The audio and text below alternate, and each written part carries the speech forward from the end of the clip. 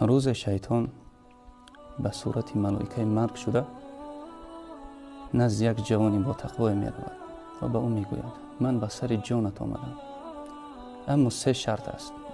اگر یکی از آنها اجرا شود جانی تو را من نمیگیرم. یکم شرط دست به ناموسی خواهرت میزنی. دوم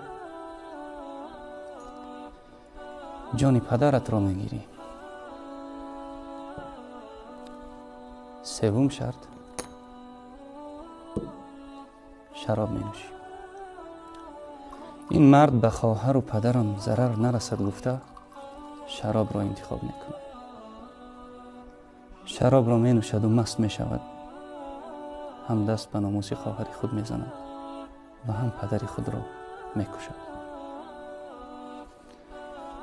دوستان عزیز، بزرگان ما گفتند که شراب سرچشمه همه گناه است.